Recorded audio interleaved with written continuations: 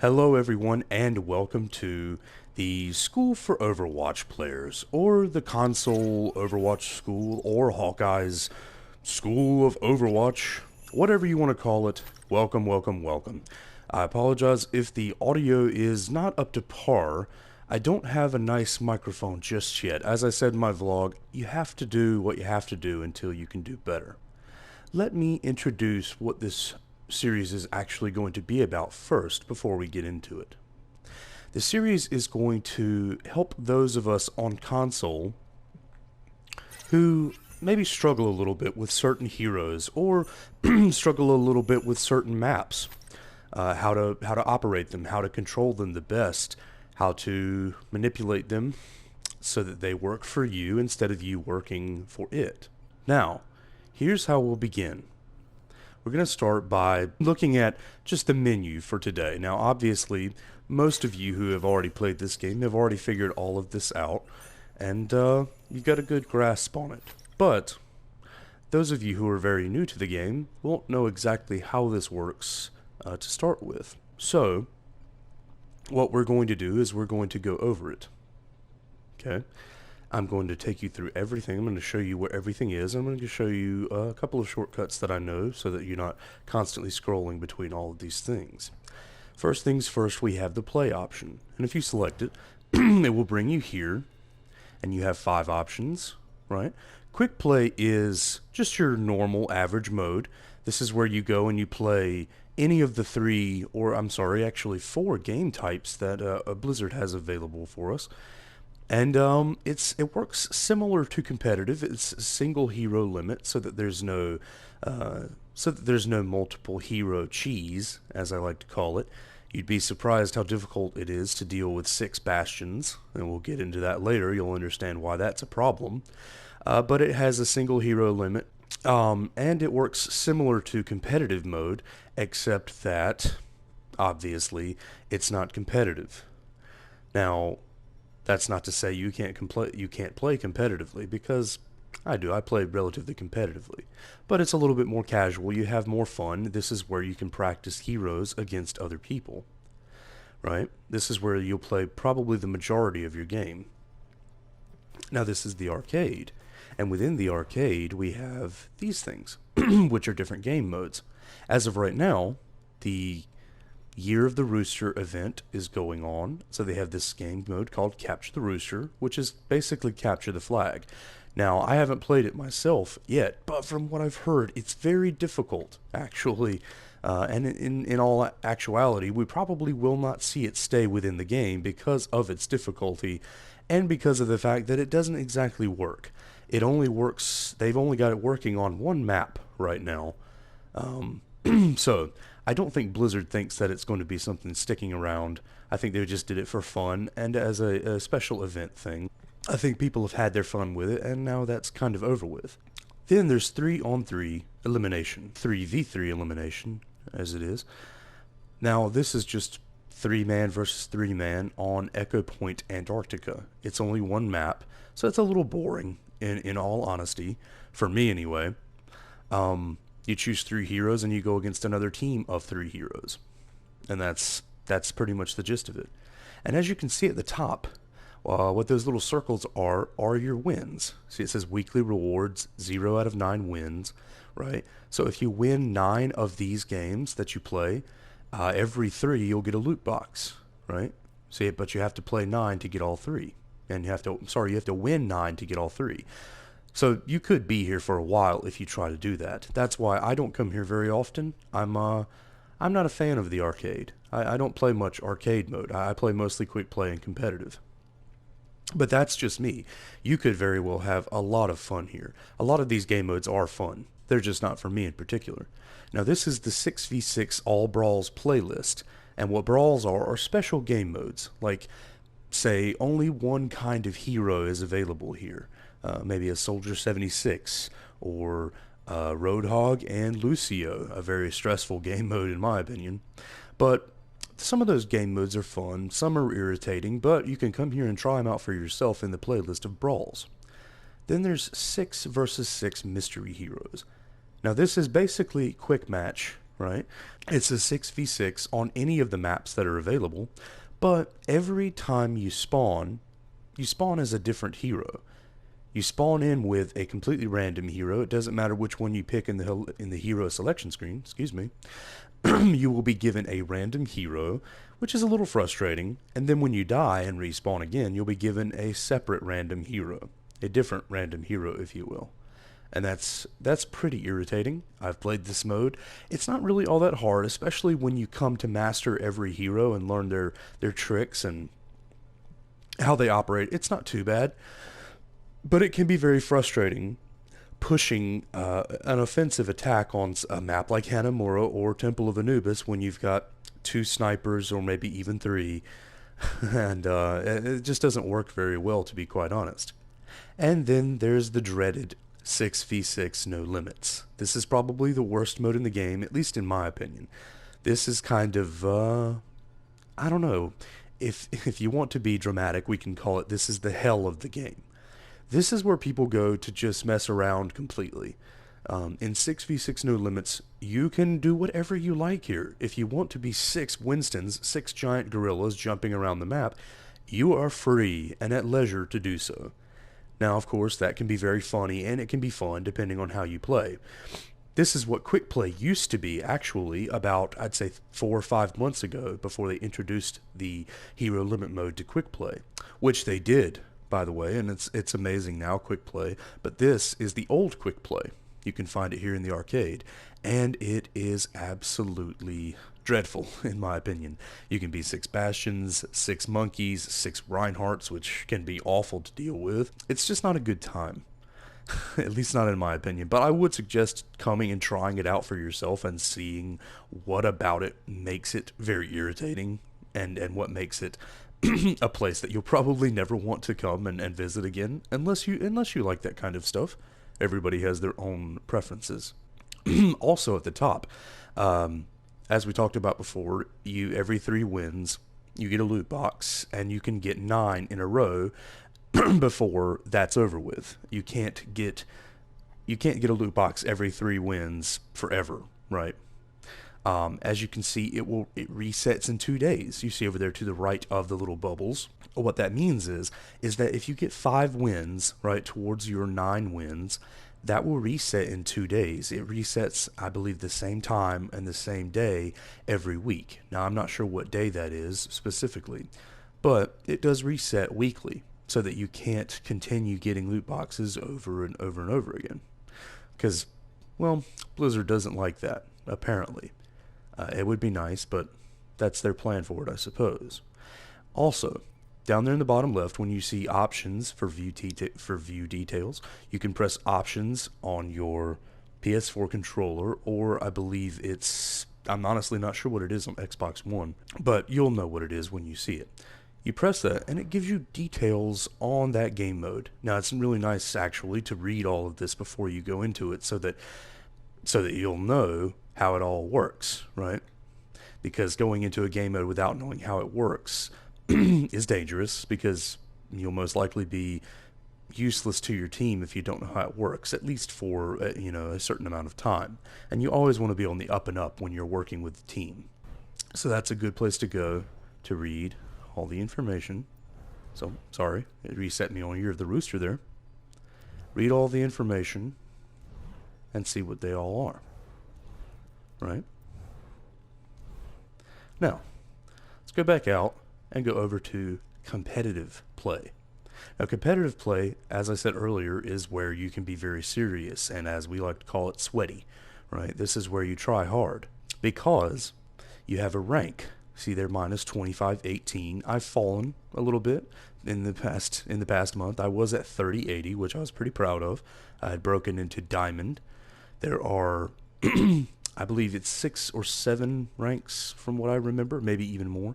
There's bronze, silver, gold, platinum, diamond, master, grandmaster, and top 500. Now you guys can count for me, because I'm not good at counting. So however many ranks that is, that's however many there are. And I broke into gold, I broke into diamond, and I felt pretty good about that. But it doesn't matter, because you can fall in competitive if you lose games. You can fall in rank.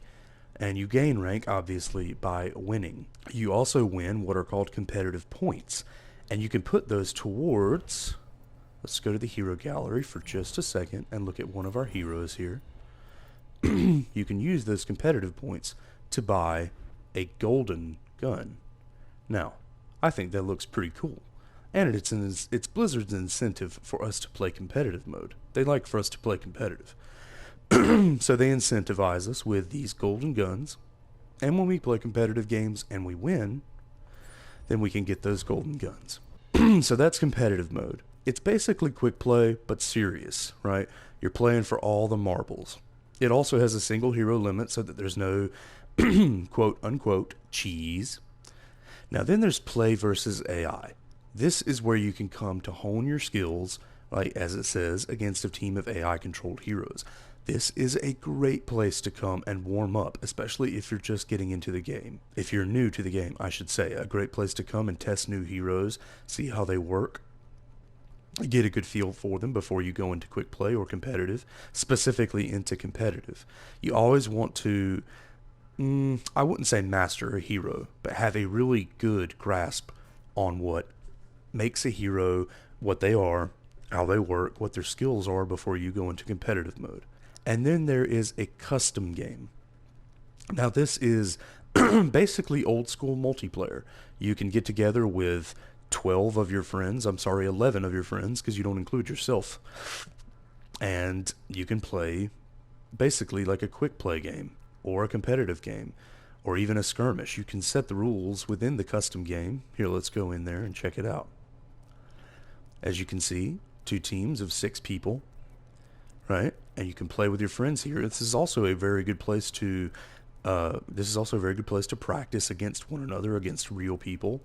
Although I'm not sure there are many of us that have 11 friends to come and play. But even so, actually, you know what? Oh, okay, I see how that works. Very nice.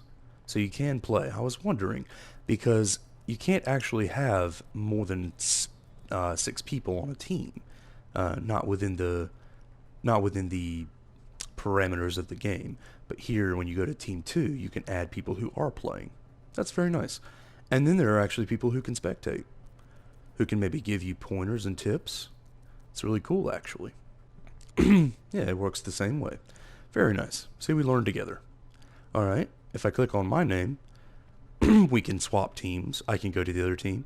I can view my career profile, or I can view my PS profile. Then, of course, the start button is down here. When you've got all your parameters set, you can press start and begin the game. We can press R2 to add AI, which can be really nice if you're trying to like target practice. But I mean, it's basically the same thing as play versus AI. So really, going through these steps would be the longer way around. Then if we press square, we can go into settings, and here's where all of your settings are. And this is basically just how you want your custom game to go, right? All very simple stuff. You can choose what map you play on. You can choose if you want to limit any of the heroes that people can pick. You can choose any of this stuff. It's a very free and open mode, and it's very cool, I think. Alright, let's back out of that. Very nice. Alright, now let's go down to training. Now this I would recommend as practice versus AI again. It's here and in regular play. Here's the tutorial and the practice range. Now, I would suggest both of these, right? I would suggest both of these before you really get into the game. Now this is for first-time players. Not the practice range, but the tutorial. It's for first-time players, learn the basics of Overwatch. I would suggest coming here and watching that. And after you've learned a little bit about the game and you're trying out different heroes, that's when I would come to the practice range to see how they work, right? To utilize their abilities and see what it does, and see how to use that to the best of your ability, and then you can go and practice versus AI. Now AI are not going to behave exactly like real people, but it'll be a close enough representation to where you can hone your skills, right? And then you can go into quick play and see how it really works, and then you hone your skills there. It's kind of a tier system, in all honesty. Now, if you don't want to do this, if you want to just jump straight into quick play, that's completely up to you, but I wouldn't advise it, right? Because a lot of the people who play quick play it relatively seriously, and they don't want someone on their team who doesn't know what they're doing. They don't want someone on their team who hasn't practiced, right? So these are all very, very cool things. The practice range is one of my favorites. It's where I go to practice new heroes when they're added into the game. I go here to practice my aim as well. I'll show you the practice range just for good measure. Alright, let's load in Soldier 76. Classic hero. We're all soldiers now. We are all soldiers now.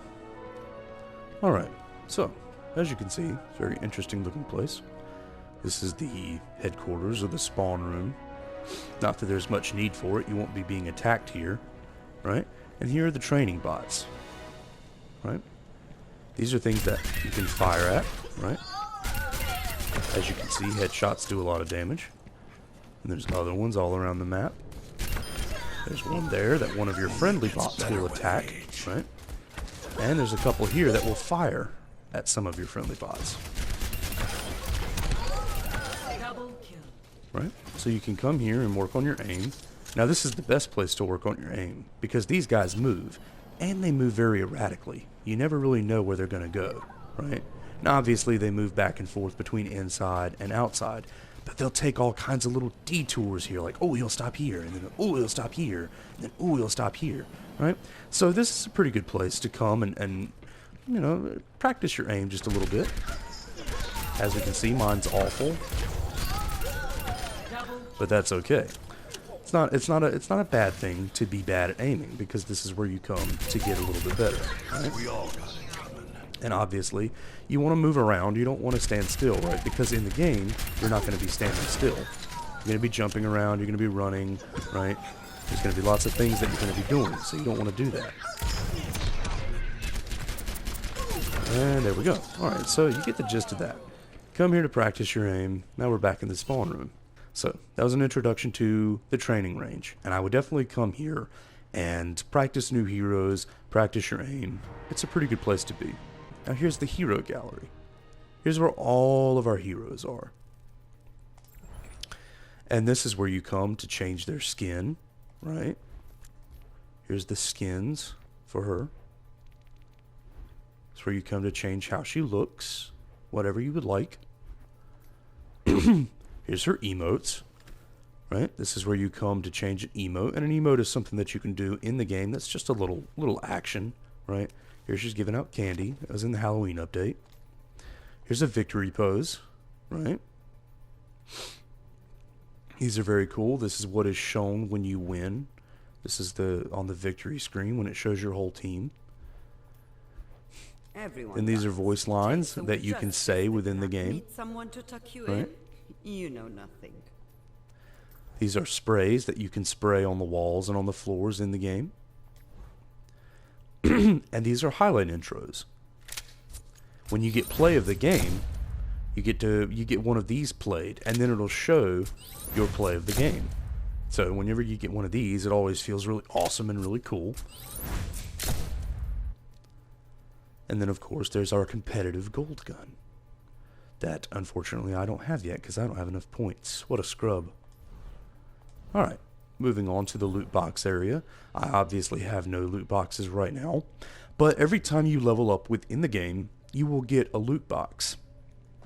Now, of course, down there in the bottom left corner, that's the place you want to stay away from. That's the naughty place, because that's where you can go to buy loot boxes if you like. I'll admit, I've bought loot boxes. I'm not afraid to admit that. But it's alright. That's for another time. That'll be for the... Oh, just a quick tip.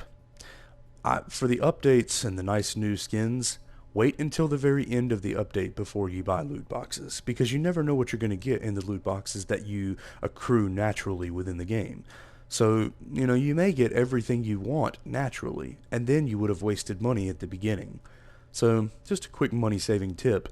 Don't go to the PlayStation Store or the Xbox Store, wherever, whatever you have, and buy those loot boxes before it's time. Alright, backing out of that. Then there's social, right? And this is where you can come to see all of your friends. who are playing Overwatch. You go over using R1 to groups, right? And this will show you any groups that you're actively in. Then there's recent players. This will show you people that you've recently played against, right? You can come here and click on their name and say invite to group or prefer this player, view career profile, view PS profile. This is where you can come and send them a message, or you can come check their stats. You can do anything you like here. You can be as nosy as you want to be, right? It's kind of strange, in all honesty, being able to see all of this stuff right here. But, maybe you played with somebody and they were a really nice person and they were good at the game. So you want to send them a message, be like, good job, man, you're awesome. Maybe let's be friends, right? Something like that. But you can get here a much faster way. Instead of going all the way down here to social, we can just press triangle. See there in the top right where it says edit? Press triangle, and then we press it again where it says invite. And here we are. We're in the exact same spot we were before. So that's kind of a shortcut there. Instead of having to come all the way down here to social, you just press triangle twice, and boom, there you are. It's a nice little shortcut. I use it all the time. Now, come down to career profile, right? This is where you look at all of your stats, okay? So I have quick play highlighted, and then there's time played highlighted, and then I'm going down to each hero, right? Going through the list. That's how much time I have with each hero. Now, we can look at quick play, we can look at play versus AI, the current competitive season, season 1 or season 2. You can look at any of these things, and all of the things below it will change based on what you did. Now, obviously, back in season 1, I played very little of each hero because I didn't play much of season 1. But then in season 2, played quite a bit of Zarya and Lucio. Those were my two top heroes in season 2. Now, this competitive season, I'm playing a lot of Lucio and Reinhardt. And then in quick play, I have the most time with Lucio and Genji, because I enjoy playing Genji, even if I'm not the greatest. And then you can sort these by time played, games won. I have the most games won with Lucio. Win percentage, my highest is with Bastion, Soldier, and Torbjorn. Weapon accuracy, my highest is with Pharah and McCree. Eliminations per life, things like that. It's a really cool place to come and see your statistics, right? It's how you know how well you're doing in the game. Then we can go over to statistics. This is just another statistics page. Shows you how much damage you've done over the entire life of the game. Shows you how many games you've won, how much time you've played. I've played for quite a bit. How many deaths you have on average. Final blows, the most in one game, 35 for me. That's pretty impressive.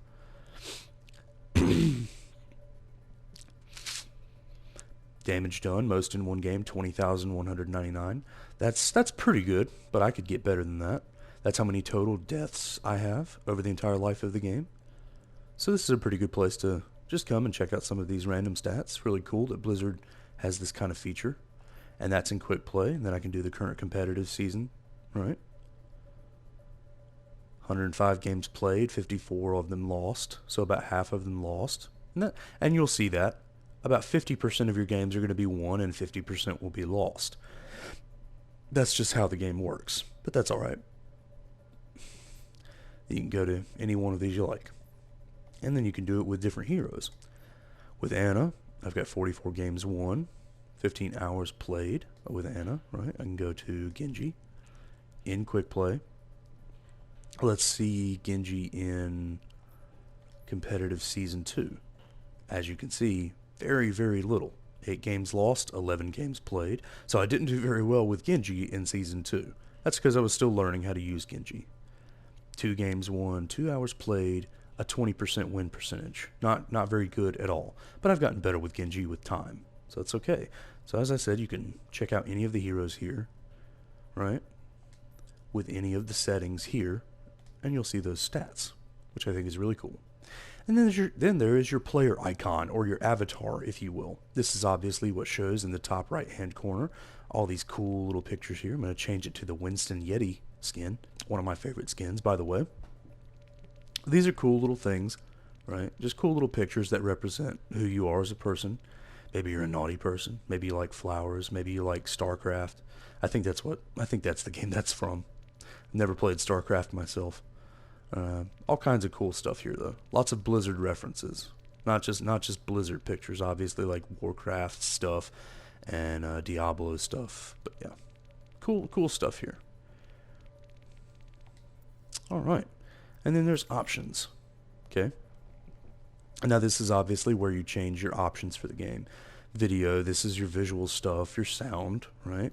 Your controls. This is an interesting place to go, the controls, right? Because you can change the controls for each hero. Now this is very crucial, and we'll discuss this in a later video. Really cool stuff you can do here. Of course, you can determine each hero's sensitivity, right? There's all heroes, so if you do it for all heroes, then obviously it'll go across all heroes, right? Obviously. However, you do have to be aware, if you go in, okay, and you change something, then if we go over to sound to do something and we come back, oh, okay, it does stay. So it's when you leave the options completely. I'm warning you guys about this one because I've had some troubles with this before. So let's say you leave for whatever reason, right? Maybe you're in the training ground and you're messing with the options there. Well, if you leave to test those options and then you come back, as you can see, it's on all heroes again. So you're going to have to go back to Anna, like manually, right? You have to be very careful of that. Say we choose Bastion and then we back out to test those things that we did, the changes that we made. When we come back, it'll be on all heroes. So you can't just go fiddling around with the settings again, okay? You have to go back and physically pick Bastion. That's a little irritating, but it's definitely something that you're just going to have to, deal with. And this is just a tip on my part because I've been changing things with a hero, and then I went back and it was on all heroes, and I thought that it was still on Bastion, and I changed some things around, and it changed it for every hero. So that was pretty irritating. I had to do some fixing there. But that'll be a big tip for you, just so that you don't get your settings messed up, because your settings are extremely important for each hero. Then, obviously, for gameplay, you can skip the kill cam. You have the kill feed display. By the way, kill feed display, you will definitely need this on. That is a very crucial part of the game. Always have this on. I always skip kill cam, because if it skips kill cam after you're killed, it shows you perspectives of your teammates, and you can actually use this to your advantage. If you're communicating with your team over, over the microphone or whatnot in your group chat, then you can tell them when there's maybe someone behind them that they don't see, right? It's a really good way to communicate. So if I were you, I would always skip the kill cam, because it's not necessary to see how someone killed you. Not really, right? It's much better to be able to tell your friend, hey, look out, there's a Widowmaker behind you and she's got you in her sights, right? So it's nice to have that skipped so that you can see them. Skirmish while searching, you can turn this on and it'll put you into a skirmish while it's searching for whatever game it is you're looking for. And skirmish is just basically, it puts you on any map that it chooses, and there's really no rules, right? There's no objective, there's no winning or losing. You're just running around and either killing people or being nice and saying, hey, it's really up to you. Now, I have it turned off because, in my opinion, I think skirmish makes finding a game take even longer, to be quite honest. So I would recommend keeping that off, unless you really get bored very quickly and you're not a patient person and you need something to do while you're waiting for a game. Then I would suggest having it on. Network quality notifications, I'm actually not really sure what that is. I just have it turned on, just because why not, right? Tips display I have turned off because I don't really need the tips, not at this point. When you're first starting into the game, you may want to turn this on and get a few tips from the game yourself, from old Jeff Kaplan himself. And then there's link account. That's my battle tag for the battle.net account. This is where you can come to link your PSN profile and your battle.net account. Now, you don't always have to create a battle.net account. You don't have to create a battle.net account to play this game. But I did because I wanted to link this account to my battle.net account because there was a, not a secret, but a limited exclusive one-time event to get a skin for one of the heroes in this game by playing another Blizzard game. So I had to link my PSN profile and my battle.net account so that I could get that skin. So if you ever want to participate in anything like that in the future, you are going to need to create a Battle.net account and then link it to your PSN profile here so that you can receive those in-game goodies, right? And that's pretty much it for this video. I've shown you everything I need to show you, except there is one more shortcut to get down to social career profile and options. If you're up here at play, you can just press start. And there it is right there, right? Very simple. And then there's your credits, obviously, for all the wonderful people who made this wonderful game. But yeah, that's a really cool shortcut. Instead of coming all the way down here, or even just going up, right, and coming here, you don't even have to do that. Just press start, and they're right there. So that's a pretty nice little tip. But anyway, if you're just starting out playing this game, I expect this to be relatively informative to you. If you've already been playing this game for, you know, however long it's been out, like 9 months now, then obviously this video isn't for you. You know where all this stuff is. But I hope you enjoyed the video. Like I said, my voice has been pretty horrible throughout. There's been I've had voice cracks and it's unnecessarily soft and strained at this time. But oh well, you have to do what you have to do until you can do better. So thank you for joining me, and this has been Overwatch, signing out.